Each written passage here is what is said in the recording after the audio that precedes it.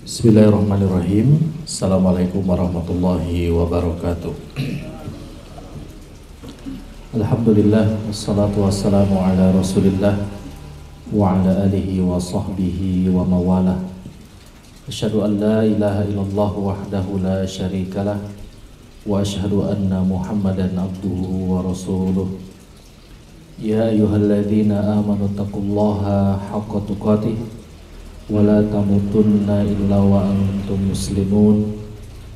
Ya ayuhan nasu taqu rabbakumul ladzi khalaqakum min nafsin wahidah wa khalaqa minha zawjaha wa batha minhuma rijalan katsiran wa nisaa wattaqullaha alladzi tasaaluna bihi wal arham innallaha kana 'alaikum raqiba. Ya ayyuhalladzina amanu taqullaha wa qulu qawlan sadida yuslih lakum a'malakum wa yaghfir lakum dhunubakum wa may yuti'illaha wa rasulahu faqad faza fawzan 'azima. Amma ba'd. Fa inna astaqal hadithi kitabullah wa khairul hadi hadi Muhammadin sallallahu alaihi wasallam wa syarrul umuri muhdatsatuha fa inna kulla muhdatsatin bid'ah wa kulla bid'atin dhalalah wa kulla dhalalatin finnar. Alhamdulillah, ma'asyiral muslimin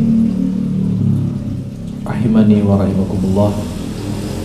Puji syukur kita panjatkan kepada Allah Subhanahu wa taala. Salawat dan salam semoga senantiasa berlimpah kepada Nabi Muhammad sallallahu alaihi wasallam. Di kesempatan hari Ahad siang hari ini, alhamdulillah kita bersyukur kepada Allah Subhanahu wa taala, kemudian kepada saudara kita Al-Akh Roni dan keluarga yang dengan wasilahnya kita dapat berkumpul di tempat ini untuk mengadakan majelis ilmu. Mudah-mudahan Allah Subhanahu wa taala memberikan kepada kita ilmu yang bermanfaat, meringankan, memudahkan langkah kita menuju surganya. Siang hari ini kita akan membahas sebuah kitab yang sangat sederhana untuk menjadi bahan kajian kita, yang mana insya Allah kitab ini kitab yang sangat dasar bagi kita untuk mengenal akidah atau mengenal tauhid. Kenapa kita selalu membahas dan mengulang-ulang tentang tauhid, mengulang-ulang tentang akidah? Karena tauhid dan akidah ini adalah sesuatu yang paling pondasi, harus sering dibahas, sering diingatkan dan sering diulang-ulang.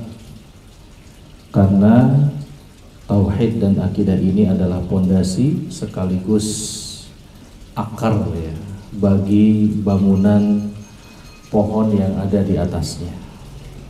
Jika akidah dan tauhidnya baik, kokoh, maka bangunan akan ikut kokoh. Namun sebaliknya, jika akidah dan tauhid ini rusak, lemah, maka ini akan memberikan pengaruh lemahnya agama dan rapuhnya agama seseorang. Baik, Dalail Tauhid ini ditulis oleh Syekh Muhammad At-Tamimi rahimahullahu ta'ala. Memang cukup menarik ya isi dari pembahasan kitab ini, apalagi disajikan dengan format tanya jawab,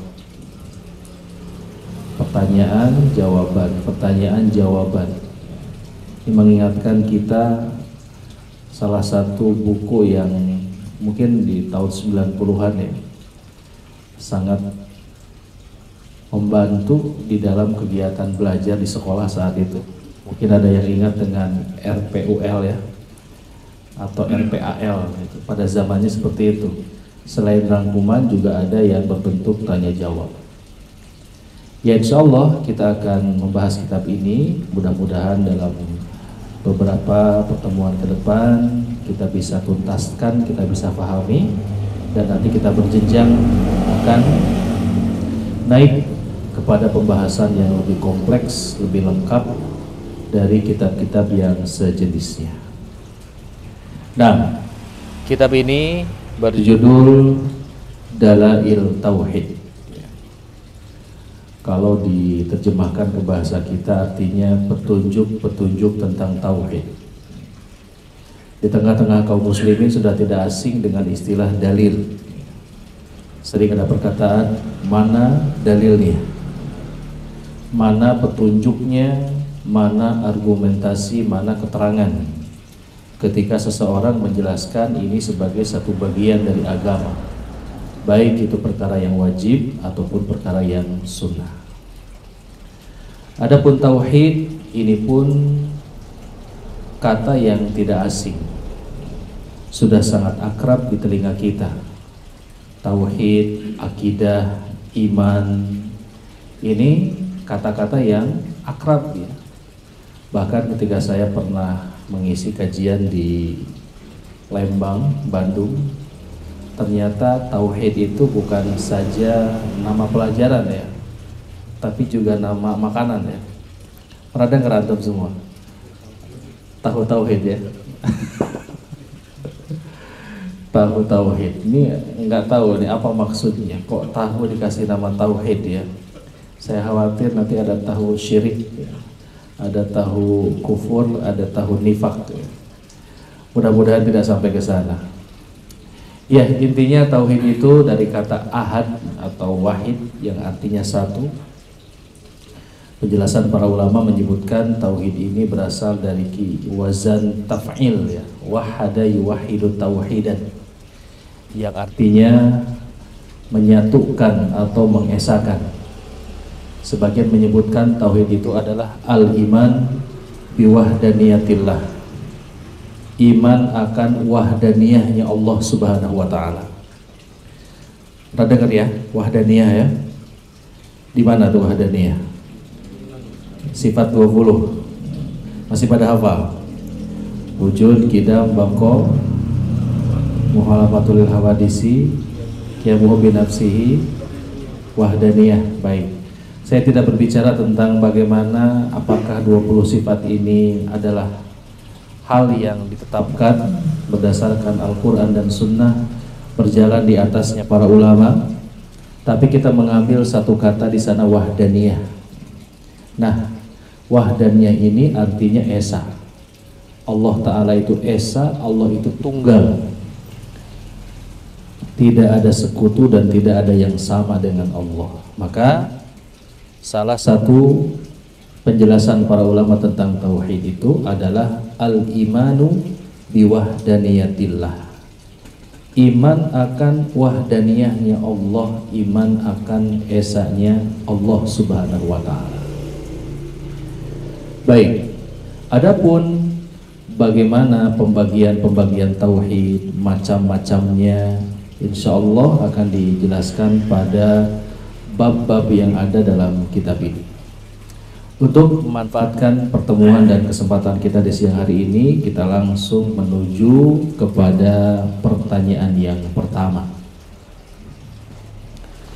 Berkata Syekh rahimahullahu ta'ala, as-su'alul awal, pertanyaan yang pertama, mal usulus salasah allati yajibu 'alal insani ma'rifatuha. Apa tiga landasan pokok dalam agama ini yang wajib diketahui oleh setiap manusia? Al-jawab, ma'rifatul abdi rabbahu wa dinahu wa nabiyahu Muhammadan sallallahu alaihi wasallam.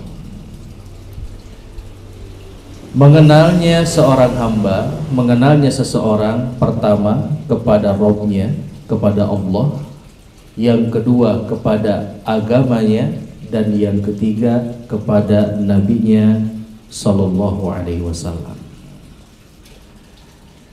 Jadi para hadirin kaum muslimin rahimani wa rahimakumullah, tiga hal yang paling pokok, tiga hal yang paling mendasar untuk diketahui.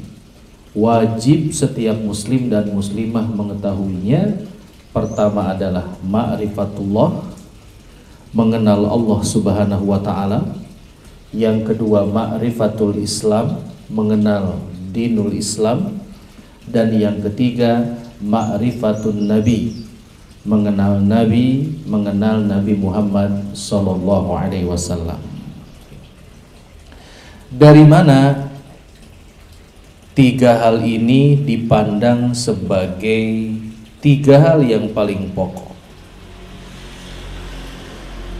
Kita tentu mengenal dulu ketika sekolah ya, sekolah agama, ketika menjelaskan tentang perjalanan hidup manusia di alam akhirat, salah satu alam yang akan dilaluinya itu adalah alam barzah, alam kubur. Dan di alam kubur itu nanti akan ditanya oleh malaikat. Malaikat siapa? Namanya malaikat Munkar dan malaikat Nakir dalam sebagian riwayat. Malaikat ini akan bertanya kepada mayit. Apa saja pertanyaannya? Pertama, baik. Pertanyaan yang pertama kepada mayit itu adalah man rabbuka. Artinya, siapa Tuhanmu? Siapa sesembahanmu? Pertanyaan yang kedua, ma dinuk. Apa agamamu? Dan pertanyaan yang ketiga, man nabiyuka, siapa nabimu? Dalam hadis yang lain dikatakan, madza taqulu bihadzal rajuli alladzi bu'itsa fikum. Apa yang kau katakan kepada seorang nabi yang diutus di tengah-tengah kalian? Maksudnya Nabi Muhammad sallallahu alaihi wasallam. Cuma 3 pertanyaannya. Tapi 3 pertanyaan ini sebagaimana disebutkan dalam hadis Al-Barra bin Azib, yang mampu menjawab seorang muslim, seorang muslimah ketika ditanya man rabbuka, dia menjawab Rabbi Allah. Ketika ditanya ma dinuk, menjawab dini al-Islam. Ketika ditanya man nabiyuk, Nabi Muhammadun sallallahu alaihi wasallam, maka orang tersebut selanjutnya dia akan mendapatkan kenikmatan di alam barzah. Dilapangkan kuburnya, diterangi kuburnya.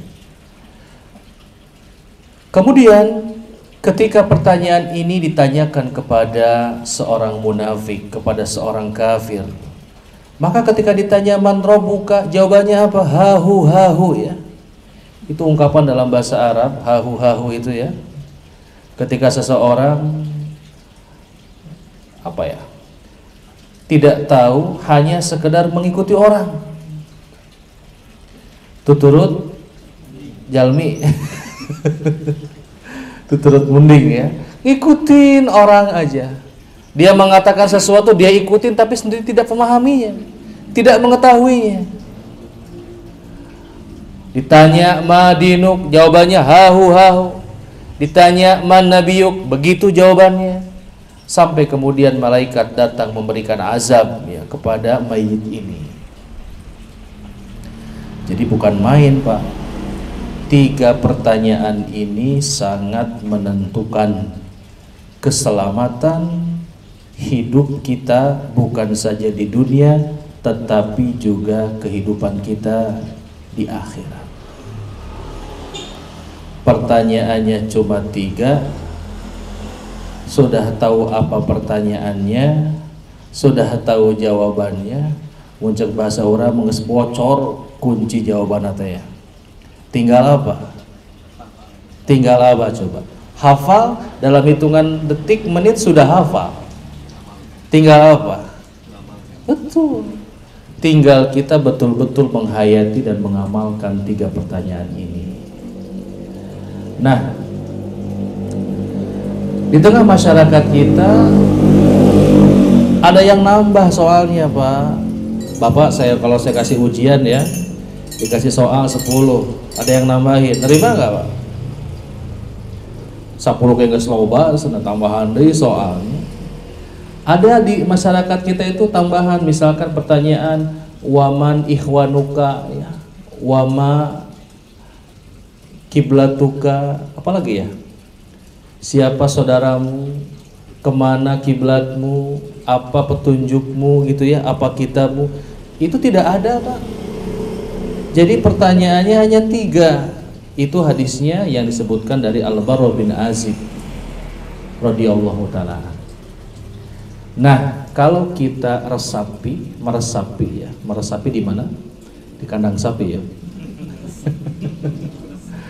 Kita resapi 3 pertanyaan ini, kemudian disimpulkan bahwa dalam pertanyaan man rabbuka, siapa Tuhanmu, maka itu adalah kewajiban kita yang pertama dalam agama ini, mengenal Rabb, mengenal Allah Subhanahu wa ta'ala.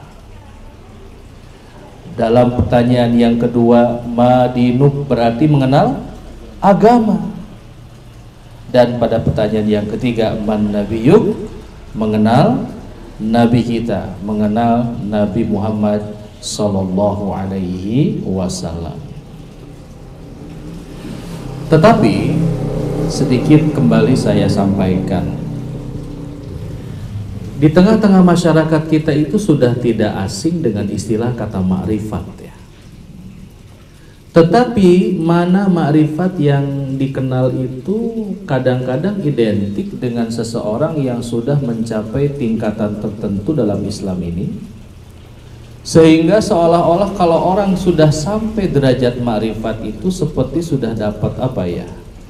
Sudah dapat legalisasi, sudah dapat izin, bagi kamu yang wajib sudah tidak wajib lagi, boleh ditinggalkan, yang haram jadi halal katanya.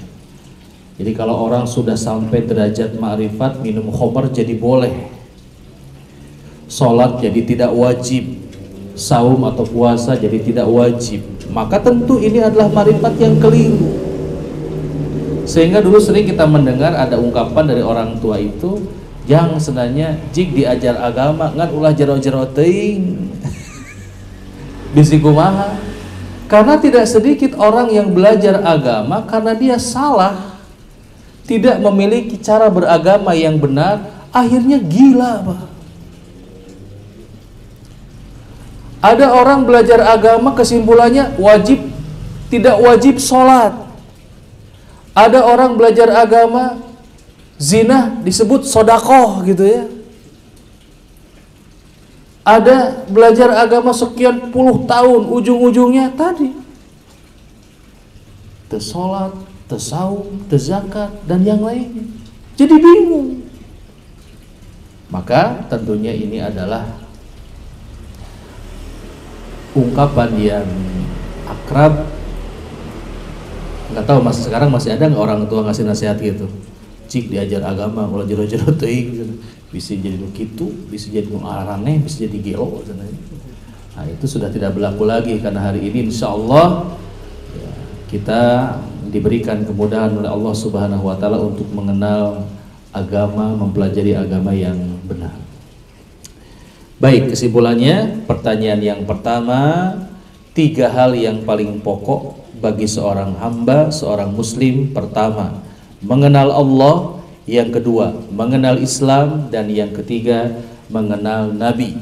Karena Nabi yang diutus kepada kita, Nabi Muhammad Sallallahu Alaihi Wasallam, maka kita wajib mengenal Nabi Muhammad Sallallahu Alaihi Wasallam. Kita akan uraikan. Poin yang pertama itu mengenal Allah. Apa saja cakupan, apa saja yang mesti kita kenali. Kan kalau antum dulu ketika akan menikah kepada istri yang saat ini menjadi istri antum ya, ada namanya proses ta'aruf. mengenal. Masih ingat nggak dulu apa yang antum inginkan, apa yang antum ingin kenali dari calon istri antum saat itu? Apanya? Lupa. Murojaah kalau begitu. Baik, yang pertama katanya ingin mengenal kecantikannya, cantik atau tidak. Baik. Apalagi? Sifatnya. Keluarganya. Ini keluarganya bagaimana? Sifatnya bagaimana? Apalagi? Hartanya. Apalagi? Agamanya. Kan begitu ya. Jadi ketika kita ingin mengenal sesuatu itu ada hal-hal yang mesti kita kenali. Nah, sekarang lagi tren ya, kendaraan listrik, ya. Sepeda listrik, motor juga banyak yang menggunakan listrik, mobil di beberapa kota sudah menggunakan mobil listrik. Antum penasaran nggak dengan mobil listrik? Kan pengen tahu ya. Apa yang antum pengen tahu? Pertama, harganya mahal nggak ya? Yang kedua, perawatannya bagaimana? Yang ketiga, biasanya apa? Spare part ya. Susah nggak nyarinya? Yang keempat, apa? Kalau habis gimana? Apakah bisa pakai baterai ABC gitu ya? Ganti oli nggak ya? Kan banyak kan?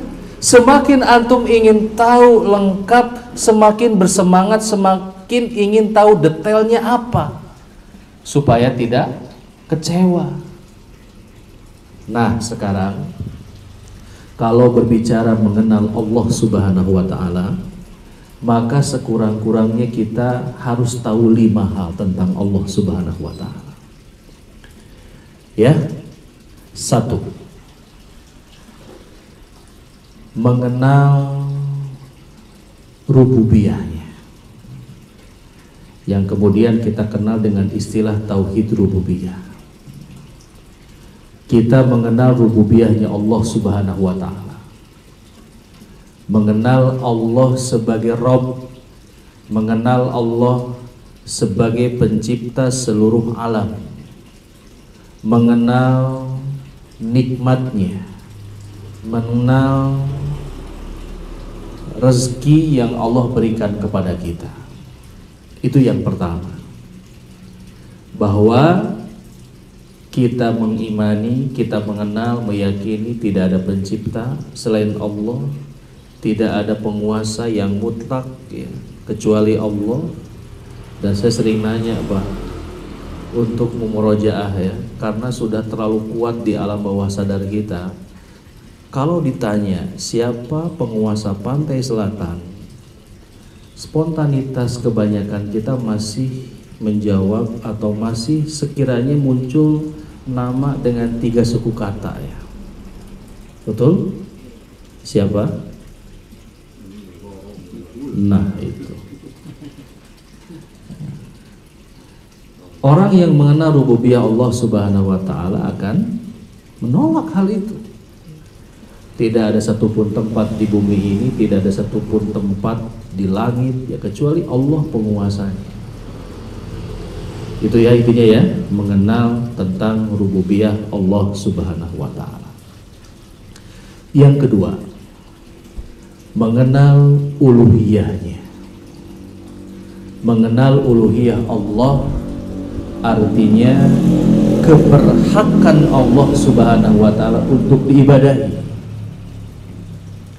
Tidak ada satupun makhluk yang berhak untuk diibadahi selain Allah Subhanahu wa Ta'ala, tidak punya hak untuk diibadahi. Baik itu malaikat, baik itu manusia, baik itu jin, baik itu makhluk-makhluk yang dalam pandangan manusia sesuatu yang besar, matahari, bulan, bintang dan yang semisalnya, tidak berhak untuk diibadahi. Itu yang kedua. Yang ketiga, ma'rifatu asma'ihi wa sifatihi. Mengenal nama-nama dan sifat-sifat Allah Subhanahu wa Ta'ala. Mengenal Asmaul Husna, mengenal Al-Masalul A'la, sifat-sifat Allah yang maha tinggi.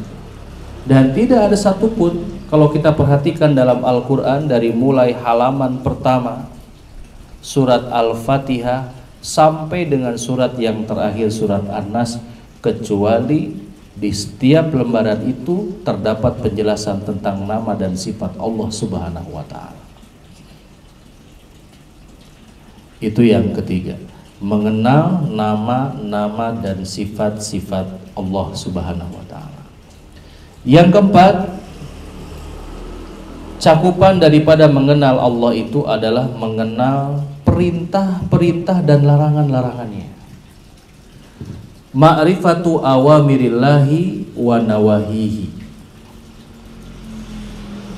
Perintah Allah Subhanahu wa Ta'ala dalam Al-Quran atau dalam hadis Nabi-Nya, larangan dalam Al-Quran dan juga larangan dalam hadisnya, hadis Nabi SAW. Wajib kita kenal, wajib kita ketahui. Terlebih apabila kita umpamanya beraktivitas dalam suatu bidang, dalam bidang jual beli, tijarah, perniagaan, wajib kita mengenal apa yang boleh, apa yang tidak boleh. Nah, dan yang kelima, cakupan dari mengenal Allah itu adalah ma'rifatu wa'dihi wa wa'idihi. Mengenal janji-janji Allah dan ancaman-ancamannya. Janji Allah kepada orang-orang yang beriman dan bertakwa, ancaman Allah kepada orang-orang yang ingkar, orang-orang yang kafir, orang-orang yang bermaksiat, wajib kita ketahui. Maka tidak aneh ya ketika muncul ungkapan, walaupun ini tidak berasal dari sebuah hadis, tapi pernyataan ini sungguh benar, yang mengatakan bahwa awaludin ma'rifatullah. Kewajiban yang pertama dalam agama ini adalah mengenal Allah Subhanahu wa Ta'ala. Terlebih dengan 5 cakupan tadi, uluhiyahnya, rububiyahnya, uluhiyahnya, asma, sifat, kemudian perintah, larangan, janji dan ancaman, maka semakin seseorang mengenal Allah Subhanahu wa Ta'ala, maka semakin sempurnalah agamanya. Baik Pak, itu 5 cakupan dari mengenal Allah Subhanahu wa Ta'ala. Adapun yang sering ditanyakan tentang bisakah manusia mengenal wujud Allah? Apakah manusia bisa melihat Allah? Tentu di dunia ini tidak akan mampu. Nabi Musa alaihissalam pernah meminta kepada Allah Subhanahu wa Ta'ala tentang hal ini. Tetapi Allah perintahkan Nabi Musa untuk melihat sebuah gunung, yang kemudian Allah menampakkan kepada gunung tersebut wujudnya, sampai gunung itu kemudian hancur karena manusia belum mampu, belum punya kekuatan fisik saat itu. Adapun nanti di kehidupan akhirat, melihat Allah Subhanahu wa Ta'ala itu merupakan kenikmatan yang ada di surga. Adapun selain di surga, maka setiap manusia pun akan melihat Allah Subhanahu wa Ta'ala, di antaranya ketika akan dihisab oleh Allah Subhanahu wa Ta'ala. Baik, itu mengenal Allah sebagai kewajiban yang pertama. Kewajiban yang kedua, ma'rifatul Islam, ma'rifatud dinil Islam. Kewajiban seorang muslim, kewajiban seseorang itu adalah mengenal dinul Islam, mengenal agama Islam. Kalau masyarakat kita ditanya apa itu Islam, jawabannya apa Pak? Isya, subuh, lohor, asar, maghrib. Orang Sunda itu ya. Karena kata lohor itu Sunda, nggak tahu bahasa Jawa. Lohor, zuhur ya. Baik, mengenal agama Islam juga memiliki cakupan yang sangat banyak. Kita jelaskan beberapa. Pertama, ma'rifatul Islam, mengenal Islam. Hakikat Islam itu sendiri apa?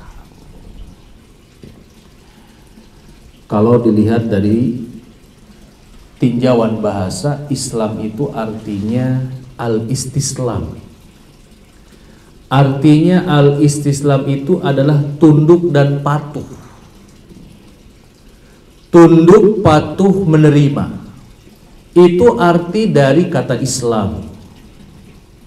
Maka dalam diri seorang muslim, dalam diri seorang muslimah terhadap perintah Allah Subhanahu wa taala itu mesti ada 3 hal ini. Ya dia tunduk, ya dia patuh, ya dia mengagungkan. Baik. Itu pengertian Islam secara bahasa. Adapun secara istilah, makna Islam ini luas. Yang pertama, disebutkan ada istilah Islam ikhtiari, ada Islam ittirari, ada Islam pilihan, dan ada Islam paksaan.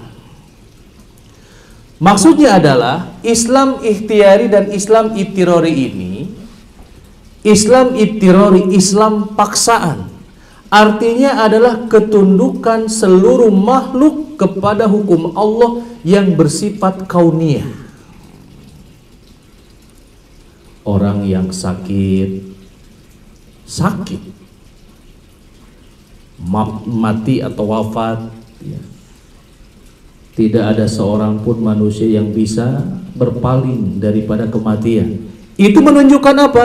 Semua manusia, semua makhluk itu tunduk kepada hukum Allah. Itu diantaranya. Setiap yang bernafas, kullu nafsin, setiap jiwa akan merasakan kematian. Baik orang yang bertakwa, orang yang tidak bertakwa, muslim ataupun kafir, kalau berhubung dengan hukum Allah yang pertama ini tunduk tidak, Pak? Tunduk. Maka dinamakan Islam ittirari, Islam yang sifatnya memaksa, karena tidak ada seorang pun yang bisa menolak. Bukan pilihan. Ada nggak orang yang ingin sakit? Nggak ada. Ada tidak orang yang ingin sedih? Tidak ada. Tetapi kesedihan, sakit, bahkan kematian itu datang kepada seseorang dan tidak bisa menolak ketika hal itu sudah datang. Itu menunjukkan tidak ada seorang pun yang bisa berpaling dari hukum Allah yang disebut dengan hukum kauni. Yang kedua, ada namanya Islam ikhtiari, Islam pilihan. Artinya seseorang memilih. Sebagaimana firman Allah Subhanahu wa taala, "Inna hadainahus sabila imma syakira wa imma kafura." Sesungguhnya kami telah memberikan hidayah, telah menjelaskan tentang Islam, ini jalan kebenaran. Maka di antara manusia ada yang bersyukur, ada pula yang kufur, yang menerima, yang mengamalkan. Itu orang-orang yang bersyukur kepada Allah Subhanahu wa taala. Orang yang tidak mau, itulah orang-orang yang kufur. Maka di hadapan kita umpamanya hari ini ada perintah Allah Subhanahu wa taala untuk thalabul ilmi. Maka seseorang punya pilihan, apakah dia akan datang atau tidak. Ini yang disebut dengan Islam ikhtiari. Seseorang itu memilih antara dia mau menjadi orang yang bertakwa atau tidak, menjadi orang yang taat atau tidak. Baik, Islam ikhtiari, Islam yang artinya pilihan. Ya makanya hari ini manusia ada yang kemudian beriman kepada Allah Subhanahu wa taala, bertakwa kepada Allah, itu kan pilihan. Ada orang yang taat, ada orang yang maksiat. Maka orang yang taat itu adalah Islam yang ikhtiari. Dia memilih untuk taat kepada Allah Subhanahu wa taala, meskipun tentunya taatnya dia itu pun dengan seizin Allah Subhanahu wa taala. Baik, Pak. Jadi kalau saya tanya, Abu Jahal Islam enggak? Ya, tergantung Islam yang mana. Kalau kita memahaminya Islam ittirari, Islam paksaan, ya semua manusia dikatakan Islam, tunduk. Tetapi kalau Islam ikhtiari, maka Abu Jahal tidak Islam, karena dia tidak memilih Islam, tidak mau tunduk kepada Allah, tidak mau mengikuti dakwah Nabi Muhammad sallallahu alaihi wasallam. Nah, itu istilah yang pertama, adanya Islam ikhtiari dan ada Islam ittirari. Nah, kemudian istilah selanjutnya dari Islam ikhtiari ini, dari Islam pilihan ini, muncullah dua istilah yang baru, Islam yang am dan Islam yang khos, Islam yang umum dan Islam yang khusus. Yang dimaksud dengan Islam yang umum ini yang sering kita simak dari penjelasan para guru kita, yaitu al-istislamu lillahi bit-tauhid wal inqiyadu lahu bit-ta'ah wal bara'atu minasyirki wal bid'ah wa ahlihima.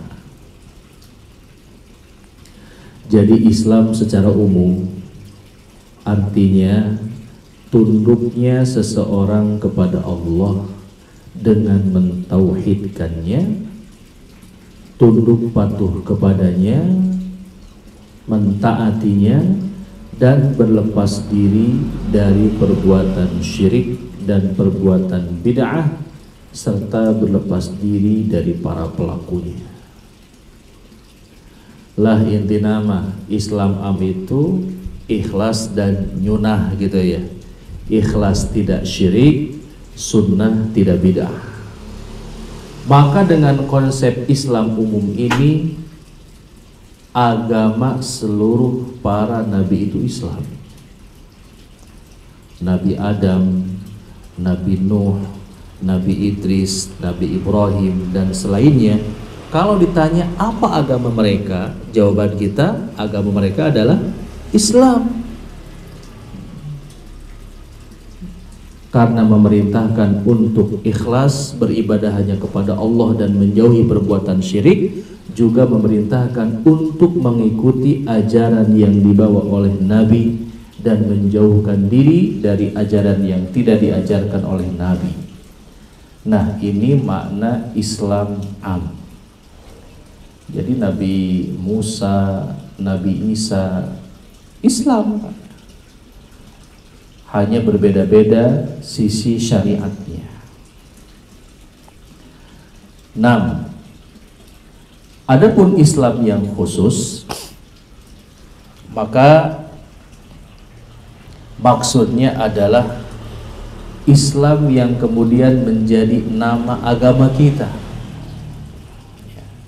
Jadi Islam yang khusus itu adalah Islam yang dibawa oleh Nabi Muhammad SAW.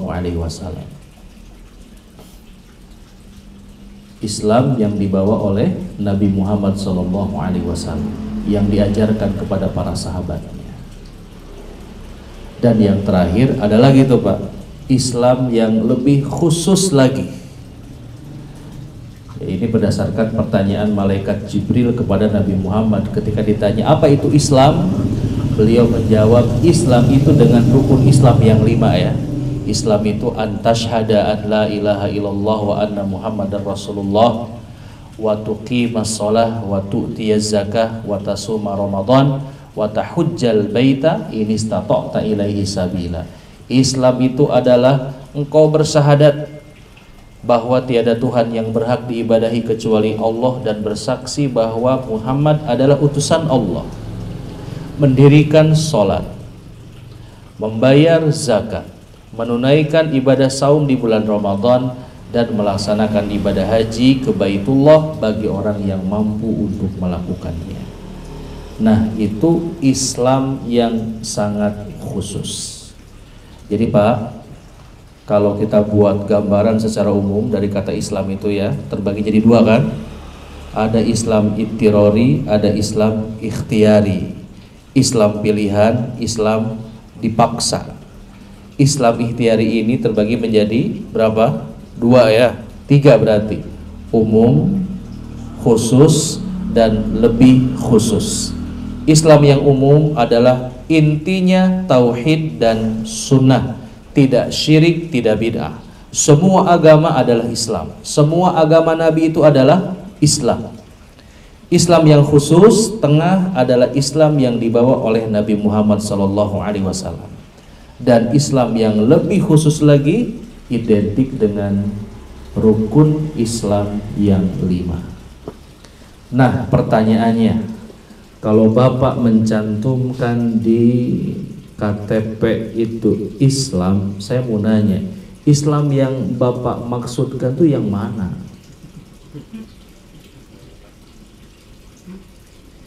Halo?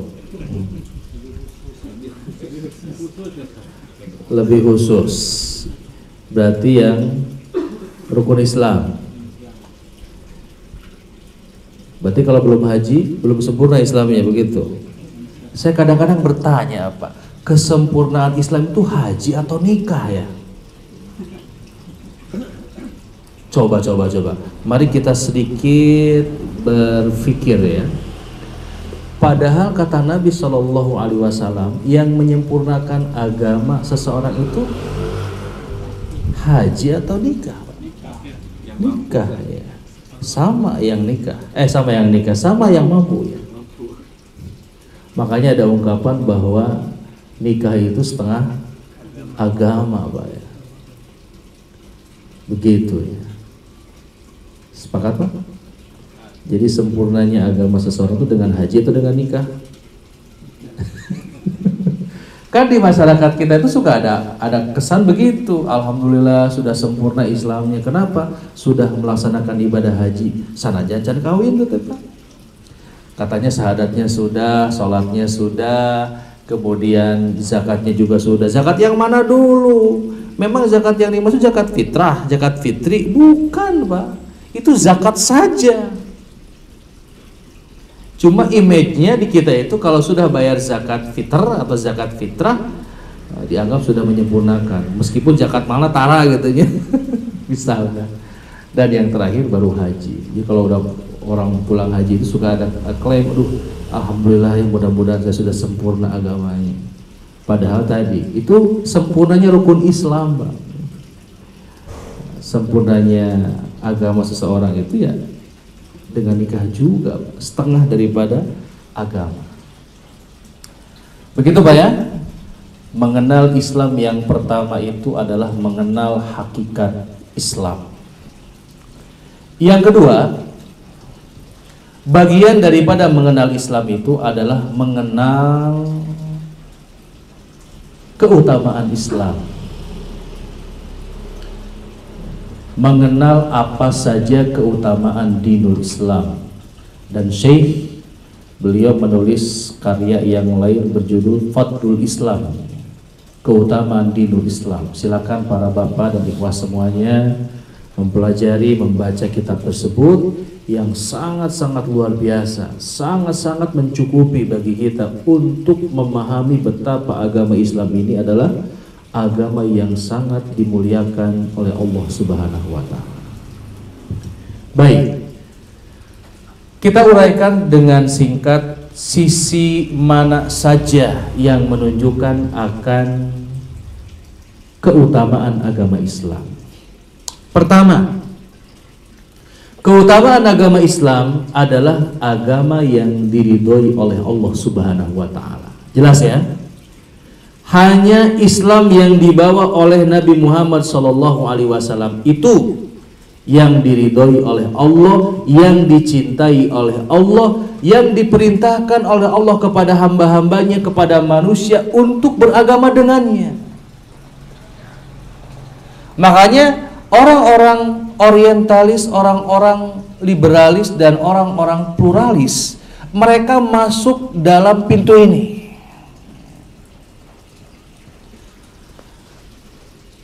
Apa anggapan mereka? Ya, semua agama itu benar. Semua agama itu Islam. Dari mana? Mengartikan Islam dari makna bahasa.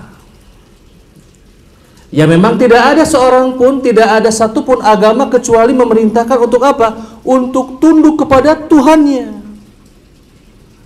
Makanya mereka gegabah mengatakan semua agama itu benar, semua agama itu Islam. La ilaha illallah. Dan ini kebiasaan, Pak. Kita perlu berwaspada. Salah satu kebiasaan orang-orang pluralis itu adalah mengembalikan makna-makna syariat kepada makna-makna bahasa. Kan begitu ya.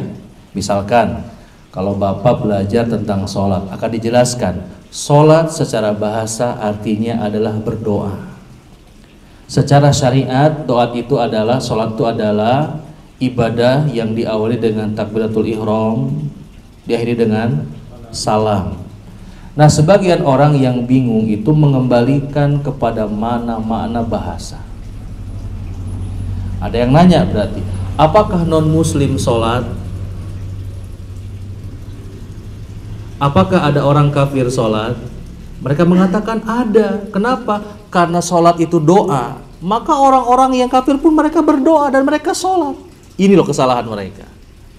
Jadi kalau sudah datang penjelasan tentang definisi pengertian syariat, jangan dikembalikan istilah syariat itu kepada istilah bahasa.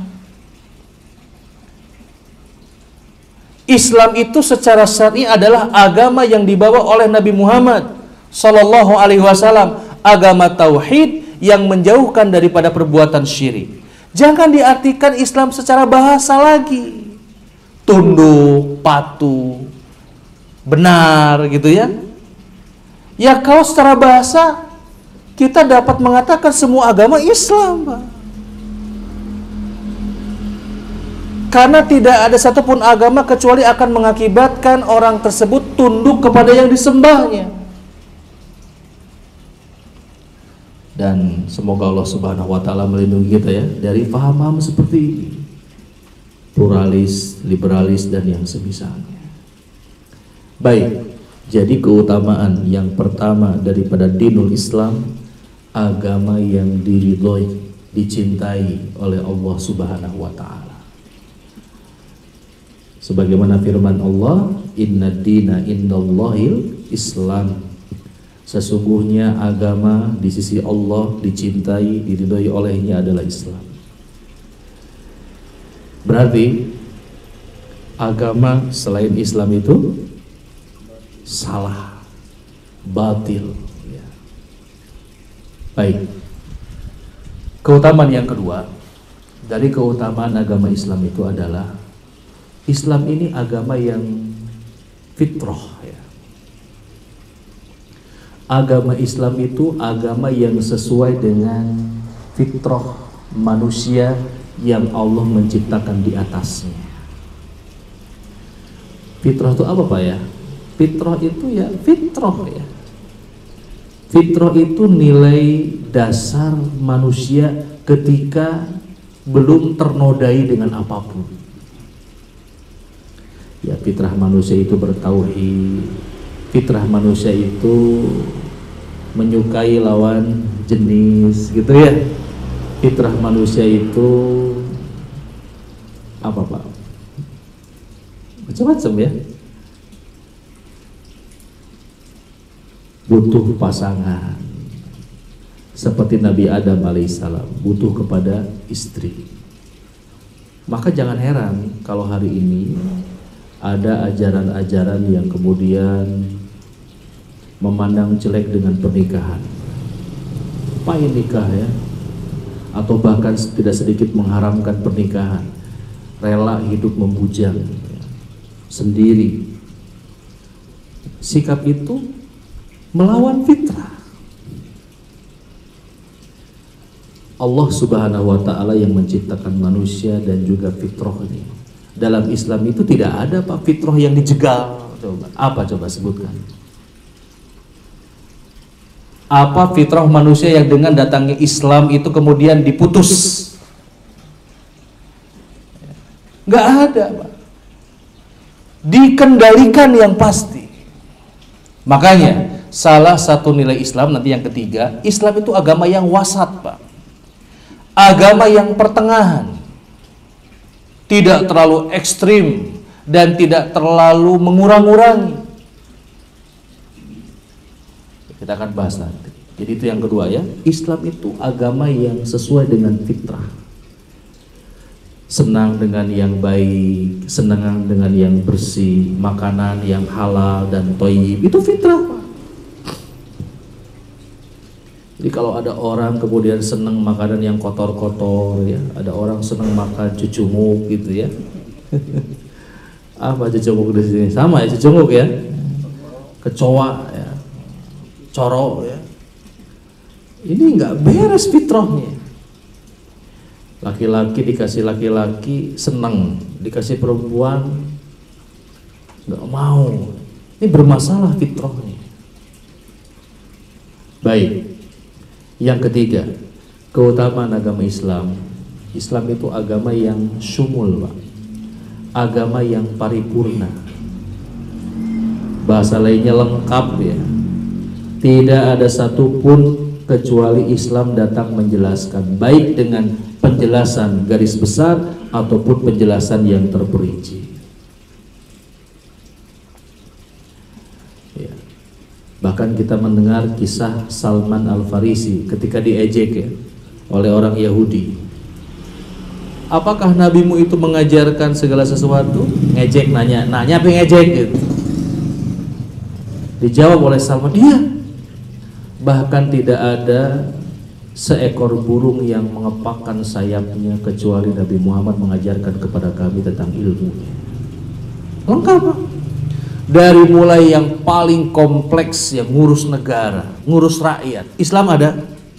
Sampai ngurus gimana pipis ya, ada ya. Urusan kamar mandi diatur dalam Islam, diatur. Nggak boleh begini, harus begini. Sunahnya begini, jangan begini, makruh hukumnya. Jadi kita berbangga. Jadi ketika Allah Subhanahu wa taala memerintahkan ya ayyuhalladzina amanu dukhulu fisilmi kafa, wahai orang-orang yang beriman, masuklah kalian ke dalam agama Islam secara kafah, karena Islamnya sudah kafah, Pak. Kitanya tinggal masuk. Islamnya sudah paripurna, Islamnya sudah lengkap. Rumah tangga aturannya lengkap, jelas. Tentang ibadah, tentang muamalah, tentang akhlak, jelas dan lengkap semuanya. Baik, yang keempat, di antara kemuliaan atau keutamaan Islam itu adalah ini nih yang paling kita tekankan. Agama Islam itu agama yang mudah, Pak. Agama yang mudah. Sebagaimana Nabi menyebutkan inna dina yusrun, sesungguhnya agama ini mudah. Apalagi jika dibandingkan dengan syariat-syariat sebelum syariat yang dibawa oleh Nabi Muhammad Sallallahu Alaihi Wasallam. Contoh, dalam syariat Nabi Muhammad, kalau pakaian kita kena najis gimana? Dicuci sampai hilang najisnya agar bisa dipakai kembali.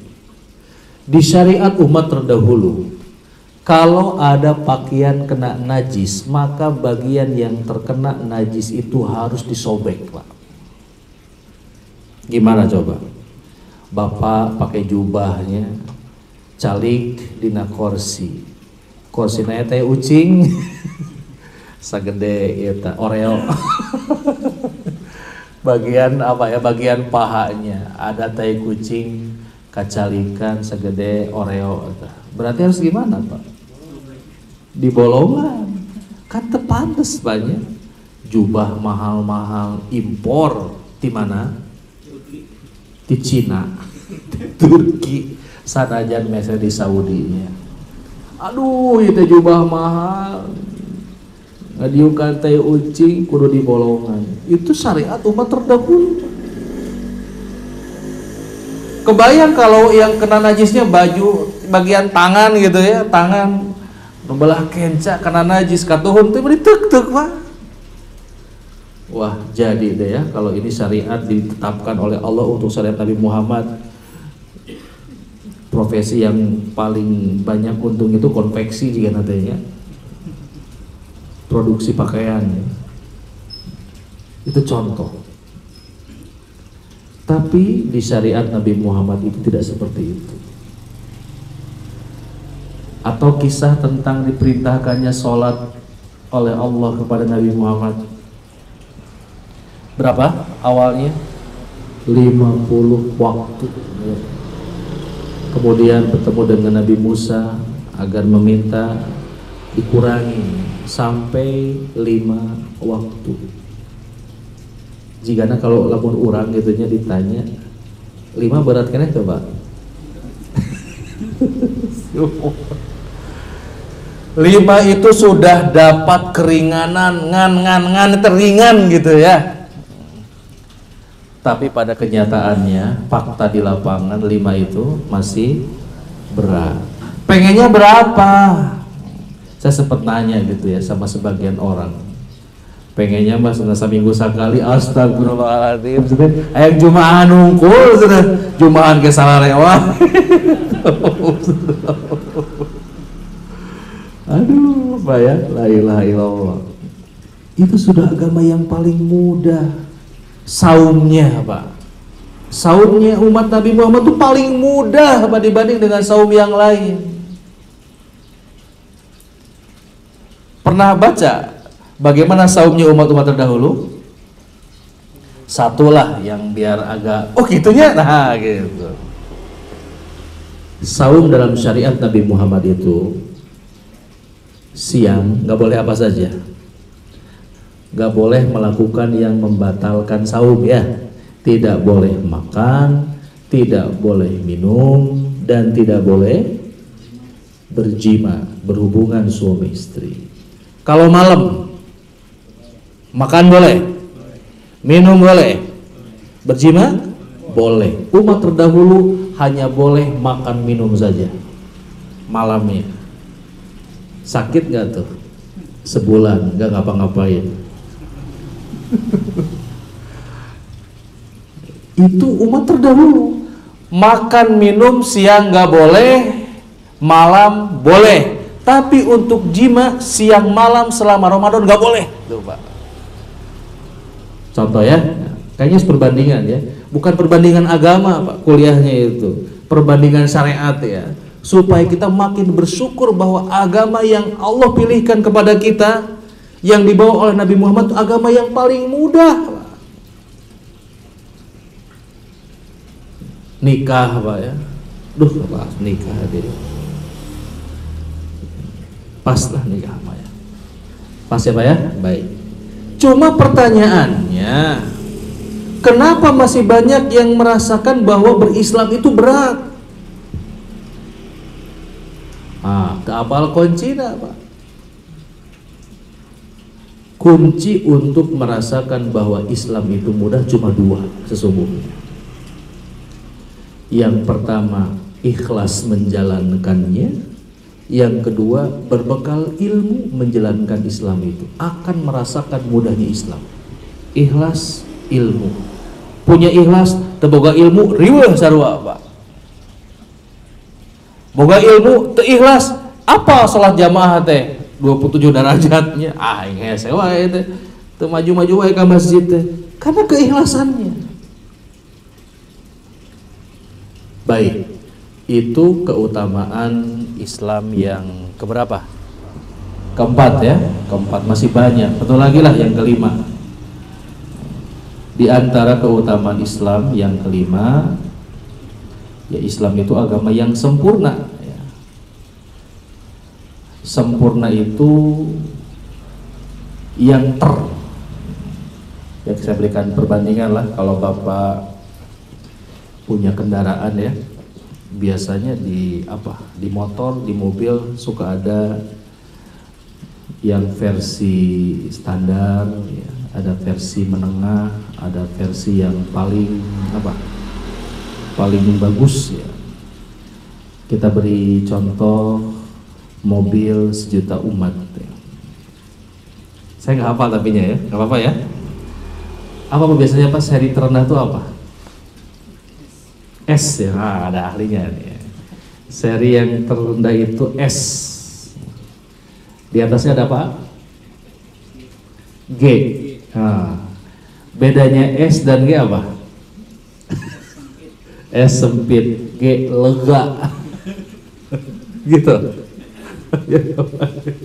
S, G, apa lagi? M. M itu? Itu ukuran baju, Pak. S sempit, L lega, M wajahna, XL ekstra logor ya. Apalagi di atasnya? RS ya. Macam-macam tergantung mobilnya ya. Pokoknya yang paling tinggi itu ada RS, ada TRD, sekarang mah Gazo ya, GR ya. Itulah Pak. Nah, Islam yang dibawa oleh Nabi SAW itu agama yang paling sempurna dibandingkan dengan syariat yang sebelumnya. Jadi yang terbaik, sempurna itu. Nah, itu bagian yang kedua daripada mengenal Islam, mengenal keutamaan dan kemuliaan agama Islam. Baik, kemudian yang ketiga, mengenal Nabi Muhammad SAW. Oh, ini pas ya momennya ya, karena sebagian saudara kita di bulan Rabiul Awal ini bulan apa namanya, bulan mulut ya, di kita disebutnya. Yang mengenal Nabi Muhammad SAW, ya itu pun sama, ada beberapa hal yang mesti kita kenali. Yang pertama, ma'rifat kepada Nabi itu adalah mengenal nasabnya. Sama seperti tadi ya, ketika antum semua akan mengenal calon istri, mengenal nasabnya, keturunannya. Siapa nih nenek moyangnya? Apakah nenek moyangnya itu adalah Nabi atau bukan ya? Karena di kita itu ada kebanggaan tersendiri ketika mengklaim atau baik terbukti ataupun tidak terbukti keturunan Nabi ya. Ya saya juga Nabi, keturunan saya ya, Nabi Adam ya. Jauh teringat amasnya. Ya Pak, keturunan Nabi Muhammad SAW.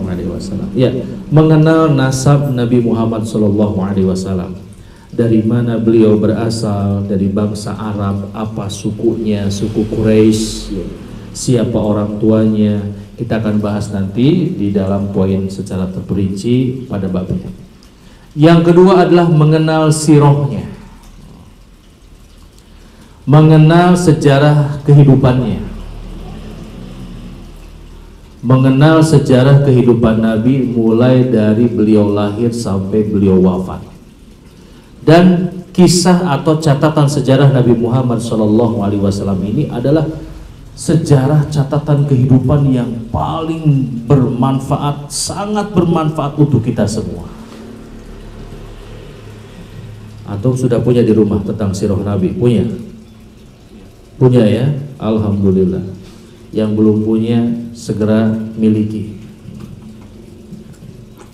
Hiasi rumah kita dengan sejarah atau buku tentang sejarah Nabi Muhammad SAW. Yang ketiga, mengenal hak-haknya. Yang pertama nasabnya, yang kedua sirahnya, yang ketiga haknya. Apa saja kewajiban kita kepada Nabi Muhammad SAW. Dan ini sangat banyak. Semuanya terkumpul dalam kata nasihat kepada Nabi. Ketika Rasulullah bersabda, ad-dinu an-nasihah. Agama ini adalah nasihat. Para sahabat bertanya, kulna liman ya Rasulullah, bagi siapa? Maka beliau mengatakan, lillah, wali kitabih, wali rasulih, wali a'immatil muslimina wa ammatihim.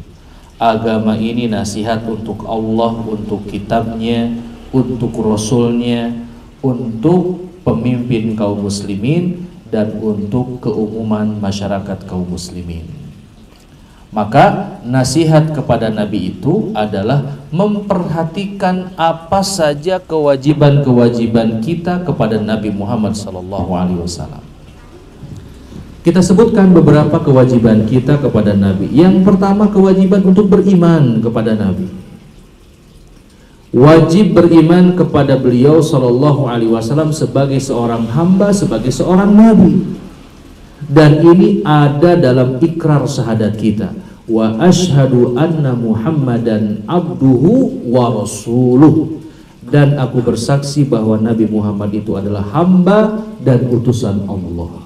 Karena beliau seorang hamba, maka fala yu'bad, tidak boleh diibadahi. Setakwa apapun beliau, sebesar apapun mukjizatnya, ayatnya, tidak boleh menjadikan kita menyembah kepada Nabi Muhammad sallallahu alaihi wasallam. Yang kedua, rasulnya, mengimani Nabi Muhammad sebagai seorang rasul yang kita tidak boleh bermaksiat kepadanya. Rasuluhu fala yu'sa, apa yang disampaikan oleh beliau wajib kita yakini sebagai sebuah kebenaran. Yang diperintahkannya kerjakan, yang dilarangnya tinggalkan, dan tidak beribadah kepada Allah kecuali dengan apa yang dibawa olehnya. Itu kewajiban yang pertama. Kewajiban yang kedua, mengagungkan Nabi, memuliakan dan mengagungkannya. Memuliakan, mengagungkan Nabi Shallallahu Alaihi Wasallam sesuai dengan kedudukan yang Allah berikan kepadanya. Memuliakan, mengagungkan Nabi tidak boleh sampai mengangkat Nabi menjadi yang diibadahi sekutu bagi Allah. Kalau para sahabat dulu memanggil Nabi itu nggak ada yang berani manggil nama, Pak ya. Mereka memanggil kadang dengan panggilan ya Rasulullah, kadang dengan ya Nabi Allah. Ada memang beberapa kasus orang Baduy ya, datang ke Madinah, ya Muhammad, panggil nama. Ini menunjukkan kurangnya pengagungan seseorang kepada Nabi. Tapi kalau orang Baduy pada dimaklumi, Pak, nama juga Baduy ya. Baduy itu apa di bahasa kita? Pucuk ibun ya, orang desa. Walaupun ya orang desa kita kadang-kadang lebih beradab ya bahasanya. Baik, yang ketiga, kewajiban kita kepada Nabi Shallallahu Alaihi Wasallam itu adalah mencintai Nabi, mencintai Nabi Muhammad Shallallahu Alaihi Wasallam. Dan bentuk nyata mencintai itu adalah mengikuti Nabi, mutaba'ah, ittiba kepada Nabi Shallallahu Alaihi Wasallam. Makanya Hasan Basri ketika menjelaskan tentang firman Allah, "Qul in kuntum tuhibbunallaha fattabi'uni yuhibbukumullah." Katakan Muhammad kepada mereka, jika kalian mencintai Allah, bukti nyatanya itu dengan mengikutiku, mengikuti Nabi Muhammad, maka Allah akan mengampuni dosa kalian, Allah akan mencintai kalian dan akan mengampuni dosa-dosa kalian. Nah, dari ayat ini Hasan Basri mengatakan ayat ini adalah ayatul mihnah, ayat ujian, ayat untuk menguji mana orang yang benar pengakuan cintanya kepada Allah, mana yang tidak. Kan kalau pemerintah untuk membedakan uang asli dengan uang palsu ada teorinya ya, gimana Pak? Disobek. Mau disobek-sobek berarti uang asli ya. Kalau disobek tidak sobek berarti plastik. Katanya uang asli itu harus dilakukan 3 hal. Pertama diraba, yang kedua diterawang. Diterawang itu gimana? Diterawang itu dilihat ke apa ya, sumber cahaya. Yang satu lagi diterawang, diraba, apa sih lupa ya? Ya itulah pokoknya ya. Disentuh, diraba gitu ya. Dicari, rapain sama orang Bajasari, dibalanjakan, mau diterima berarti aslinya, mau palsu. Baik, yaitu maka ayat tadi itu akan menguji mana orang yang imannya, mana yang orang-orang yang cintanya sejati, mana yang tidak. Itu dilihat dari apanya? Sikapnya. Nggak cukup Pak membuktikan cinta kepada Nabi bikin tulisan I love Muhammad itu ya. Nggak cukup Pak. Bikin tulisan, bikin puisi ya. Sajak cinta untuk Rasulullah. Cukup begitu tehnya. Jika bapak ke ibu apa cukup mengatakan cinta dengan begitu? Mungkin awal-awalnya cukup. Kalilaan masa apa gigian mah hari-hari sebenarnya. Cinta mah neangan nafkah tuh. Kan gitu ya? Ya mah nulis surat we enggak poe I love you nya ai gawe hanteu ya. Nafkah tadi cumponan, itu mah cinta palsu, cinta KW, cinta abal-abal.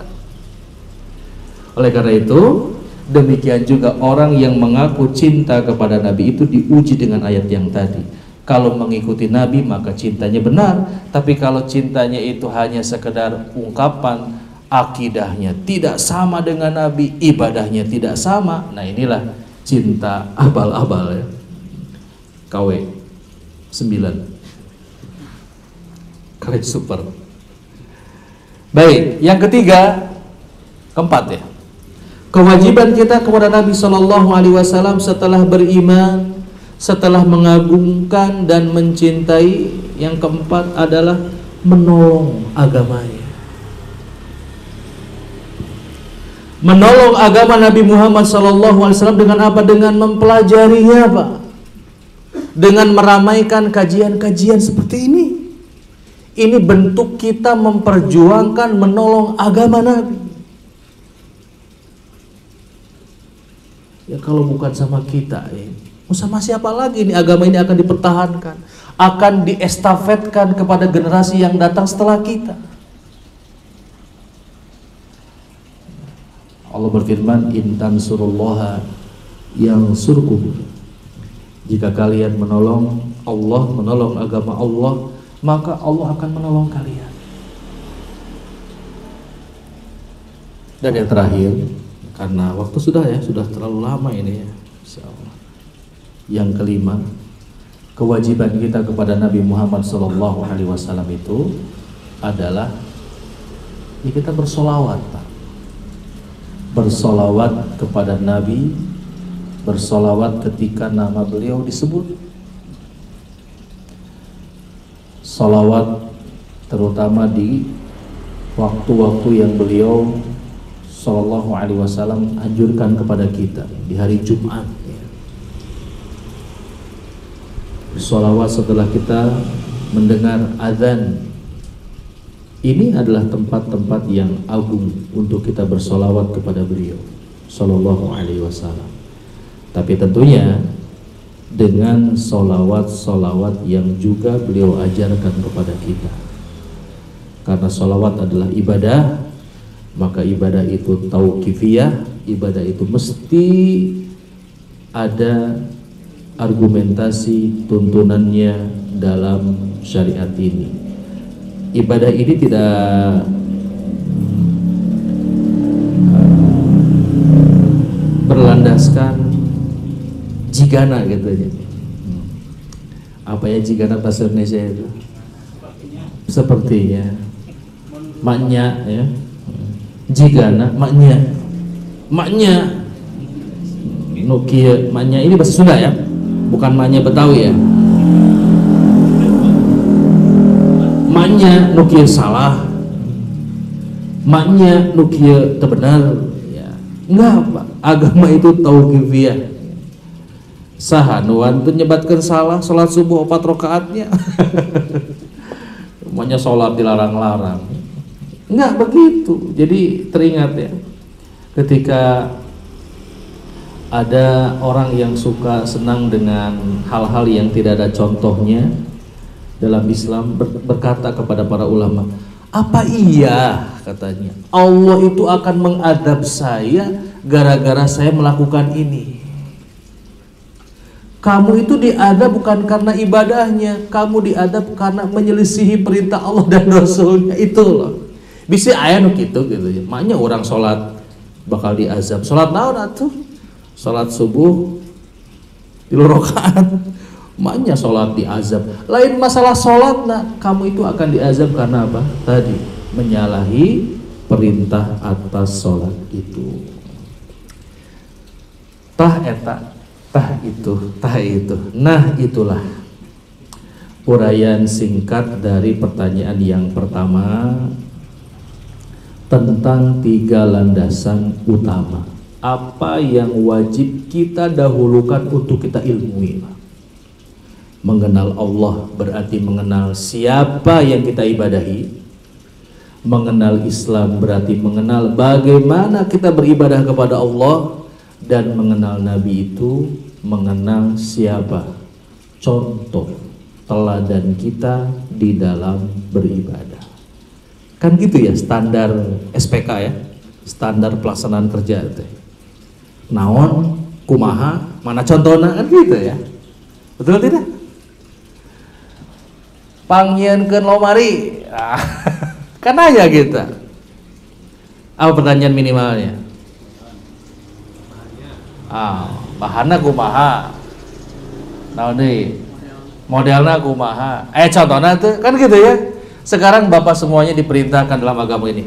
Antum semuanya sholat. Kan nanya, kepada siapa saya sholat?